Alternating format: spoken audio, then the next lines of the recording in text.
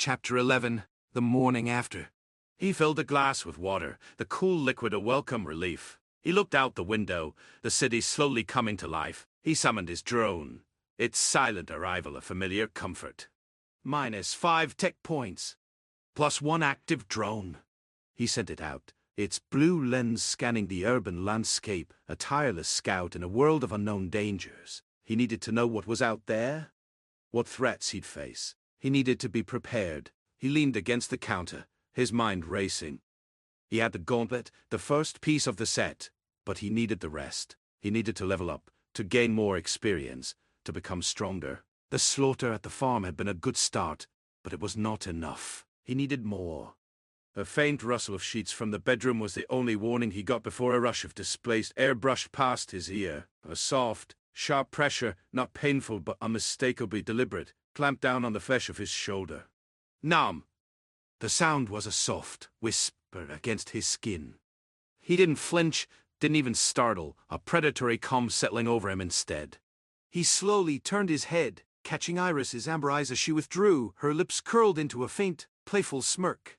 "Did you use Blade's step just now?" he asked, his voice a low, steady rumble. Her ears twitched, a flicker of amusement in her glowing eyes. "Indeed." Her purr was a low vibration he felt more than heard. "It is an efficient method of movement for a short distance, especially when aiming to surprise one's progenitor." The way she lingered on the title sent a shiver down his spine that had nothing to do with the cool morning air. She was testing boundaries, exploring their new dynamic with the same analytical precision she applied to combat, and the result was intoxicating. He smiled, a genuine, predatory grin that reached his eyes. "Good. You should get comfortable with your abilities. But remember, Iris."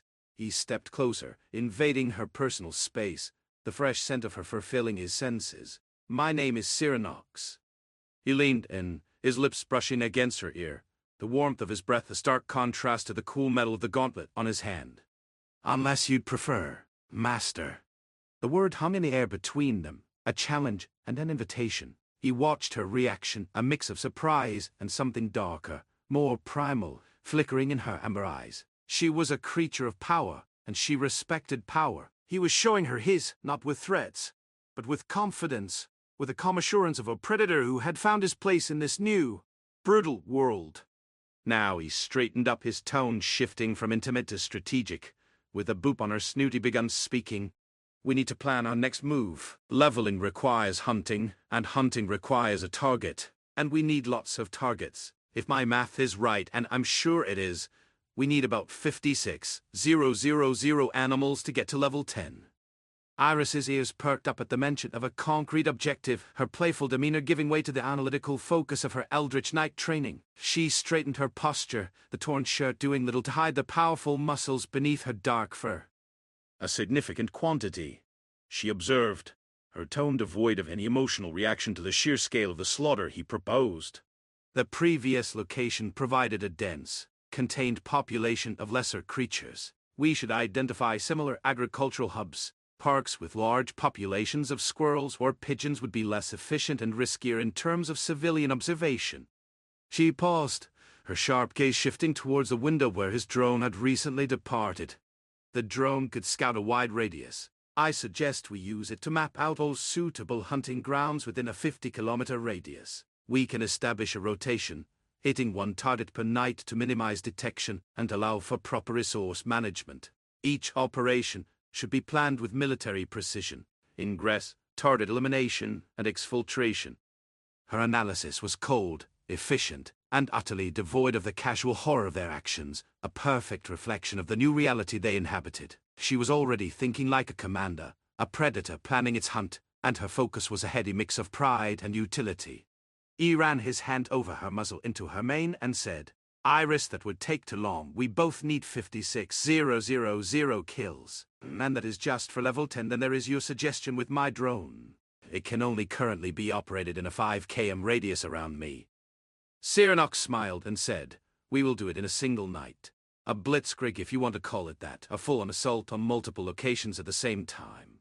His eyes glint with a fierce, predatory light, the sheer audacity of the plan, a thrill that coursed through him. He was not just a survivor, he was a conqueror, And this was his declaration of war against the mundane, against the weakness that had defined his old life. Iris's expression didn't change, but her amber eyes narrowed, her mind already processing the logistical nightmare of such an operation. At Blitzkrieg, yes, there will be one, but not now, not here. Anyway, you had the same thought as me. A large-scale chicken farm. If we would drive a few hours, we would get to somewhere that has around 200,000 more than enough. There is just one problem. Human casualties will be unavoidable. She looked at him, her gaze unwavering, a silent challenge in her eyes. She was laying out the consequences, forcing him to confront the reality of his ambition. She was his weapon, but she was also a cold, analytical mirror reflecting the monster he was becoming. She left the unspoken question in the air between them, a test of his resolve, a measure of the darkness he was willing to embrace. Cyranox takes a step back and whispers softly, "Sacrifice the few to save the many, I will be the necessary evil." Chapter 12. Casual Morning. Cyranox kept eating his muesli, spoonful after spoonful, the rhythmic scrape of metal against ceramic filling the small kitchen. The taste remained familiar on his tongue. Oats, honey, dried fruits, the texture unchanged. After all this, he sat with deliberate slowness, as if the previous conversation had been nothing more than a fleeting thought, his posture relaxed but betraying nothing of the urgency that had just passed between them. As he stood to leave, his hand brushed against Iris's shoulder, the fur beneath his fingers surprisingly soft, despite the coarser outer coat. "You may eat whatever you like," he said, his voice even. "We won't be coming back here." His attention shifted to the glowing notification in his field of vision. 43 experience. The pitiful number barely registered as he dismissed the drone from his awareness, the notification fading like a dying ember. Plus 43 experience. Minus 1 active drone. Halfway to the bathroom, he paused and turned back, the tile cool beneath his bare feet. "And Iris, pack some for the road," he said, his voice low but clear, carrying through the morning stillness. He stepped into the bathroom, and soon the sound of the shower filled the morning silence, the spray hitting the porcelain with a steady hiss. Water streamed over him, brief comfort against what was coming, the heat seeping into his muscles, easing tensions he hadn't realized he was carrying. Minutes passed while Cyranox stood with eyes closed, face tilted to the stream, letting the water wash away not just dirt but something deeper. He slicked his wet hair back with his hands, the dark strands falling away from his forehead like a curtain. When the water stopped, he drew a deep breath as the last droplets hit his skin, steam rising from his shoulders in the cool bathroom air. In one smooth motion, he wiped water from his face before opening his eyes. Sleep had fully retreated. He felt rested, more so than in recent memory, a clarity of thought that was almost unnerving. The mirror showed a face both his and not his, a Dampier, a predator, a progenitor, pale skin, sharpened features, a predatory glint in his eyes that hadn't been there yesterday, or if it had, it was dimmer somehow. It was him, but something more as well, something ancient and dangerous stirring beneath the surface. Returning to the kitchen, he found Iris standing before the open refrigerator, her back to him, a silhouette against the white light. She was eating, quick and efficient, the soft crunch filling the quiet room, her movements economical and precise. He cleared his throat. She turned, muzzle glistening, crumbs of raw beef clinging to the dark fur around her lips, her amber eyes alert and watchful. "I have prepared provisions as you requested," she said, her voice low and steady, amber eyes meeting his, "but I'm not sure where to put it." She gestured toward a collection of wrapped items on the counter. Raw meat, cheese, bread, practical, hasty. The provisions would last them several days if rationed properly, a small comfort in uncertain times. He crossed to the counter, the hint of a smile touching his lips, a rare expression that didn't quite reach his eyes. A bag should work. Beneath the counter, he found a shopping bag filled with empty cans. He appended it. The clatter and crash as they hit the floor sent a sharp spike through his skull, far louder than anticipated. He flinched at the assault on his ears, the sound reverberating painfully in his enhanced hearing. A brief flicker of discomfort crossed his face before he could mask it. The enhanced senses would take getting used to, another adjustment in a series of transformations he hadn't asked for but couldn't deny. He set the empty bag on the counter, the plastic crinkling softly under his touch. "That should do," he said. "I'll get dressed."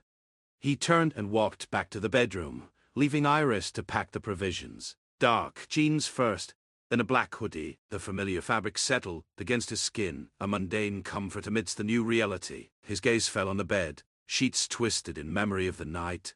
Strange, yet not unwelcome. When he returned to the kitchen, Iris was already by the door. The shopping bag, now filled with their provisions, sat on the floor beside her. The strange assortment made for a practical if unconventional picnic, a silent preparation for violence to come. Her silhouette was framed against the morning light, calm and focused. He picked up the bag, the weight settling in his hand with familiar comfort. "Let's go, Iris," he said, his voice low, steady. "We have a long road ahead of us and a lot of work to do." Cyranox pulled the door open. Bright sunlight flooded the entryway. A stark, unwelcome intrusion. A sharp, piercing pain shot through his eyes, followed by a wave of dizziness. He flinched back, his vision swimming. "Oh, fuck, that is deeply uncomfortable." He slammed the door shut, plunging the room back into shadow. He moved to the sideboard, pulling open the drawer. His fingers found the familiar frames of his sunglasses. He slid them slowly onto his face, leaning against the wood as he cradled his head. "That will take some time to get used to. It even stings afterwards." With the dark lenses shielding his eyes, he opened the door again. The sunlight was now a muted, bearable glow. He stepped out into the morning, Iris following close behind. Chapter 13. Long way to go. The walk to the car passed in silence. Neither of them spoke, and it didn't take long before they reached it. He placed the bag carefully onto the back seat, tugged the seatbelt across it, and only then slid into the driver's seat. "If anyone asks, it's cosplay," he muttered as he started the engine. "I'm sure it won't come to that. Though now that I've said it, it probably will." The engine rumbled to life, and Iris's wolf ears twitched to the sound. "Cosplay. Okay," she said after a moment. The drive stretched on long, quiet, and uneventful. No small talk. No idle chatter, just the steady hum of the engine and the low murmur of music drifting from the radio. And every so often, he glanced at his phone to check the navigation, then returned his eyes to the road. Nearly 4 hours later, the destination finally came into view. A heavily walled property dotted with large, utilitarian buildings. "Iris," he said as he pulled to a stop. "Today we do things differently. We won't be in the same location. Kill as fast as you can. If you get spotted, deal with it. The longer we avoid the authorities, the better." She nodded once, calm and focused. "I will do my best." She stepped out of the car, vaulted the wall in a single fluid motion, and vanished from sight. He exhaled, then summoned his drones. +2 active drone. -10 tech points. 2 shapes rose silently into the air and streaked toward the building farthest from the entrance. Glass shattered as they breached a window, and moments later the drones opened fire, cutting down everything alive inside. The chickens scattered in blind panic, running in frantic circles before being mowed down by relentless, methodical gunfire. The experience flowed in slow, but steady. "Don't show me each kill separately. Group them. If there's a pause between kills, show the total number and types of slain." He almost wanted to think of them as monsters, but they weren't. They're chickens, and maybe the occasional human. That's what they are. The drone's fire rate felt sluggish to him, painfully so, but there was nothing he could do about it. 120 shots per minute, 2 shots per second. Still, every round hit its mark. Slow, precise, efficient. With 2 drones active, I'll lose 6 tech points per minute and gain 2. The realization made his stomach tighten. That gives me about 30 minutes before I'm dry. He gripped the steering wheel, his knuckles white from the pressure of his grip. 480 experience per summon. Then an hour cooldown before I can bring them back. He opened the car door and stepped out onto the gravel. No time to sit around, time to get physical myself. He sprinted forward, vaulted the wall less gracefully than Iris, but he made it and dropped down onto the other side. "Let's hunt." He kicked the door clean off its hinges and strode inside. The chickens scattered, squawking in terror. He lunged, moving faster than he ever had before, his new Dampier agility granting him an unnatural swiftness. One by one, he drove his gauntleted fist through their bodies. Bones cracked, blood sprayed. The sheer, visceral brutality of it was dizzying. The experience trickled in far less than from the drones, but it was there. There are around 1,200 chickens in this facility. We can take our time, but humans... He paused, took a slow breath, and steeled himself. Let's hope there aren't many. The smell of blood was just as intense as the smell at his side. His pupils constricted as soon as he perceived it. His tongue touched the bloody glove before he even knew what he was doing. After tasting the fresh, steaming blood, he tore it in two and let the blood run into his mouth. He jerked his head back and grabbed the nearby fence for support. It was messy, and it took time to kill one chicken. This is too slow. He broke off a fence board and used it as a paddle. The wet splashing and cracking sound when it hit their heads was grotesque. He slammed the board into the ground and switched to a more direct approach. Each swing sent a spray of blood and bone fragments through the place. Much better! He had lost all track of time, consumed by the relentless slaughter, when he heard a loud crash from one of the other buildings. He turned just as a terrified guard stumbled out, clutching a bleeding arm. The guard's eyes widened in horror at the sight of him, covered in blood, surrounded by mountains of dead chickens. Then the guard's gaze flickered past him, and he screamed. Iris appeared from the shadows behind him, her claws dripping, her silver mane streaked with blood. She works fast. The guard fumbled for something, but before he could pull out whatever it was, Iris lunged. There was a sickening crunch as her jaws closed around his throat. He gurgled, then went limp. Iris dropped the body and turned to Cyranox. Her amber eyes were calm, almost dispassionate. There were 3 humans inside this building, she said. I eliminated them. There may be more. He nodded, then raised a blood-soaked fist and gave her a thumbs up. The connection to his drones vanished as they stopped existing. He turned back to the task at hand and continued to kill by hand. The experience flowed during the next hour was painfully slow.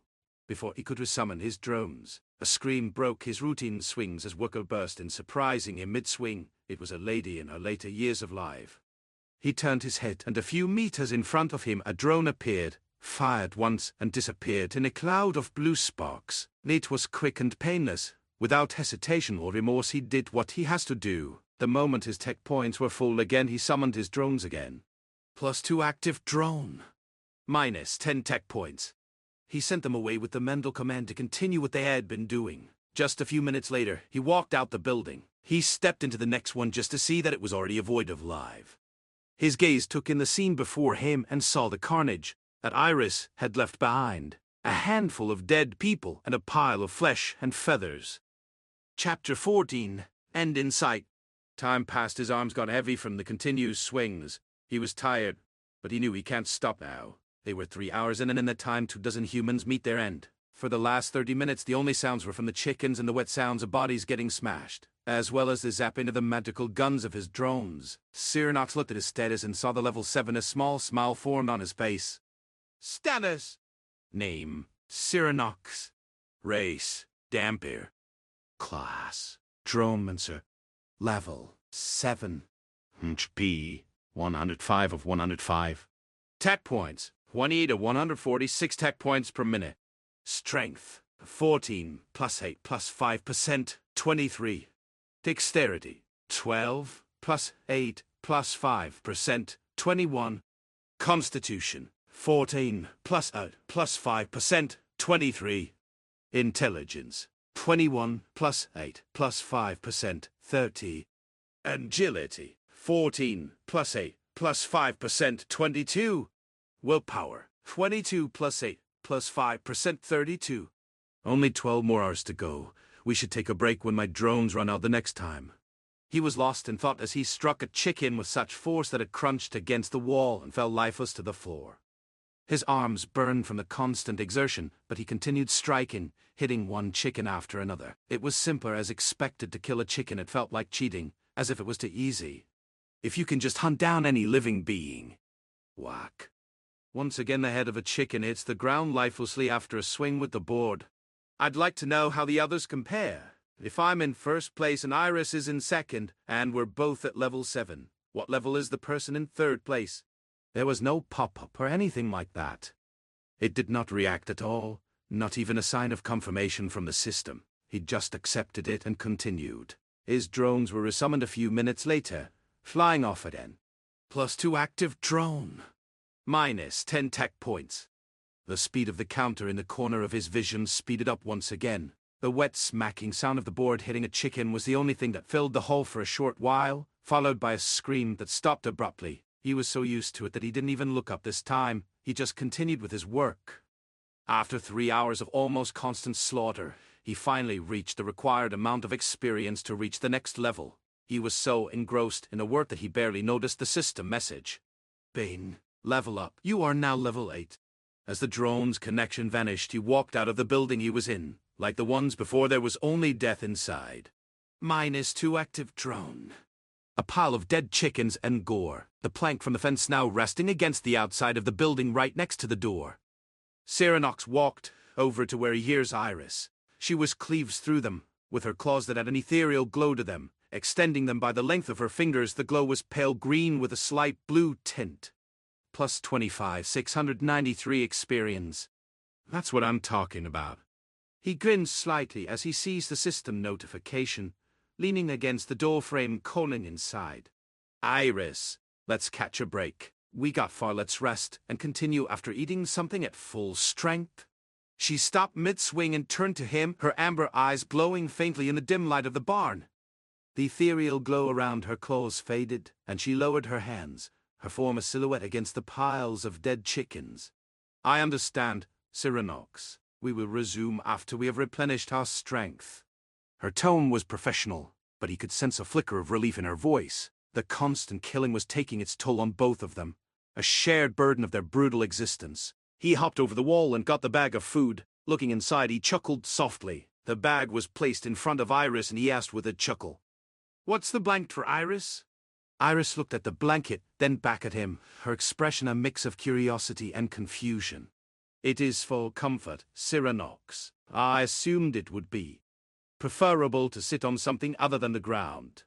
Her response was logical, a stark contrast to the strange, yet intimate scene they were creating. He couldn't help but smile, a genuine, warm smile that reached his eyes. He was a monster, a predator, but he was also a man, and he was finding moments of humanity in the most unlikely of places. Cyranox patted the spot next to him on the blanket, a silent invitation. She sat down, her movements a little stiff, as if she were still getting used to the concept of a break. He started to unpack the bag. There were cold cuts and even a few sweets inside. "Are you also leveling up nicely, Iris?" "Yes, I'm at level 8 at this moment." She picked up a slice of sausage and ate it, licking her bloody fingers afterwards. "We should pack some of them for dinner. It would be a filling meal to eat them cooked over a fire," she said after she finished the slice. Cyranox looked at her, a flicker of surprise in his eyes. He hadn't thought of that, but it was a good idea. He was a predator, and predators didn't waste their kill. "Good idea, Iris. We'll do that." The break was mostly quiet. After Iris had her fill, she lay down on his lap, closing her eyes. After his tech points were full again, he gently nudged Iris. "Time to get up." Without a word, but with a soft growl, she got up and helped pack the bag. Cyranox stood up, the brief respite over, a sense of urgency washing over him. The clock was ticking, and the mana infusion was getting closer with every passing hour. He needed to be stronger, faster, more deadly. He needed to be ready. Let's finish this. With a single, decisive thought, he summoned his drones again. Their silent arrival a familiar comfort. +2 active drone. -10 tech points. He sent them back to their work, a relentless, mechanical killing force. He picked up the plank, its weight a familiar comfort in his hands, and walked back into one of the buildings, the smell of blood and death a constant, oppressive presence. Only level 8. I want to be at least level 10. This is taking too long, too inefficient, and yet my only choice. Chapter 15. Unexpected Change. He entered the building and saw a sea of yellow fluff. These were no adult chickens, they were mere chicks. He stomped one in a second before smashing the plank down into them. There was no announcement, no growing counter. The feat that showed his kills was only showing one thing at this point. 285 adult chicken LV. 0. +285 experience. Before his break there was one more entry on it, simply named adult human LV. 0. They are not included because they have only just hatchlings, or because it represents a kind of protection from the system, so that the species won't get wiped out. No point in killing anything if it won't count towards the goal. On his way out of the building with the chicks, he thought for a moment about it. His next target was a short walk away. Cyranox's keen hearing could detect even the faintest sounds from his drones. The hissing and roaring of his drones' magical cannons was a constant background noise, just one building away. Same as for them, it was no different for himself. It was the same whacking and thudding sounds when a plank connected with one of the chickens. The occasional splatter sound of blood and bone if he hit them too hard, but still the same as before. -2 active drone.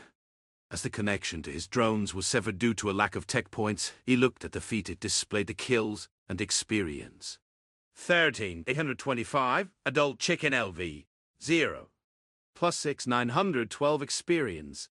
It was coming along well. With the 4 of them, it should be possible to reach level 10 within the day. Just as before, he was hit and slapped the chickens. It was somehow fun now. It was not so grotesque and repulsive anymore. The slight unease had disappeared. The scent of blood and torn bodies filled the air. It was intoxicating. Just as before, after his tech points were full again, he summoned the drones and they continued their relentless slaughter. And like this, hours passed by. Bane, level up. You are now level 9. He was overjoyed when he heard the announcement and knew he was one step closer to his personal goal. But his joy was short-lived, because the system notification showing his kills did something quite unexpected. It was mostly the same, showing the number of adult chickens they have hunted or slaughtered so far. The accumulated experience was listed just below that. At first glance it looked normal, but one thing was different.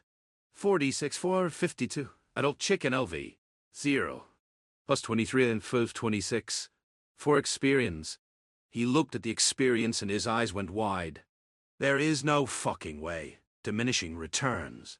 Cyranox stopped what he was doing and thought for a bit. It made sense that you would not get the same amount of experience for the same slain beast or animal if your level went up.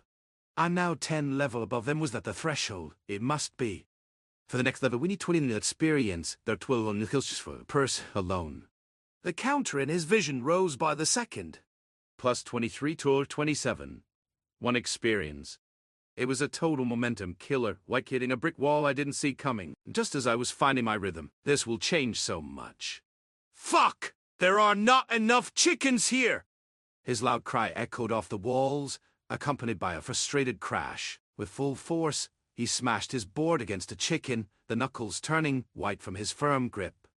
The impact of the board was dull, and the chicken itself burst like a watermelon hit by a sledgehammer. Blood and bits of flesh flew across the open space, the board splintering in two from the force of the impact. Cyranox stared at the shattered board and tossed it aside before tearing another one from the nearby fence. We can still make it. We have 5 more days. We just need another farm with a few 100,000 animals. No big deal. They are like everywhere. The copium was strong, but he knew he could not change it. The only thing he could do was finishing up here and looking for another one. As the sun slowly dipped behind the horizon, the day came slowly to an end. He was soaked in blood and chunks of flesh. Cyranox stretched as he stepped out of the building, looking up into the darkening sky. His drones had merely hovered over a building, having failed to identify any further targets. With a thought he summoned them, the mental connection instantly gone. Somewhere 2 drones vanish in a cloud of blue sparks. -2 active drone. After a while, Iris came around the corner. Her once black fur was now matted with blood, a few feathers clinging to it. He looked down at himself. His pants were not just blood-stained, they were soaking wet. Now that he looked down, he noticed how wet they were. A small trail of blood droplets followed him from the building to where he was standing. Then he turned to her and said in an indifferent voice, "We should look inside the house for a shower, or at least a place to clean up in." The experience. Don't, Iris. Just don't. First we clean, then we talk about that. He cut her off midway through. While walking towards the welfare unit of this large-scale poultry farm, the drones got summoned and cleared the building in under a minute of any form of life. 12 adult human LV, 0. +1. 2 experience. Near the entrance, they found a changing room with adjacent showers. Inside a small washroom, the blood-soaked clothes were removed and thrown away. While the laundry was in the machine, He took a shower and enjoyed the warm water washing away the blood and tension. Shortly afterward, Iris came in, but instead of showering herself, she crept up to him and gently bit him on the shoulder as her blood-soaked hands caressed his body. Numb. Cyranox turned his head back over his shoulder and looked at her muzzle softly nibbling on his shoulder. You like that, don't you? Memium, she purred, the sound vibrating through her chest and into his back. Her amber eyes gleamed with a primal light as she looked up at him, a flicker of something playful, yet dangerous, in their depths. It's satisfying. The warmth, the taste of you. It's a connection. She didn't wait for a response, simply tightened her grip slightly, her claws gently pricking his skin as she leaned in to nip him again, this time a little higher on the neck. It was a gesture of possession, of intimacy, of a predator staking its claim. And you do not seem to mind. He turned around, the water flowing over both of them, and gently lifted her chin with one hand, his touch a stark, cold contrast to her warm, wet fur. I don't mind at all, Iris, but you should clean up now. Now is rather the place nor the time for this. We have to go move on soon. He let go of her, her lips slightly parted, as she slowly leaned in, but got interrupted by a finger on her lips. Not the time nor the place, Iris.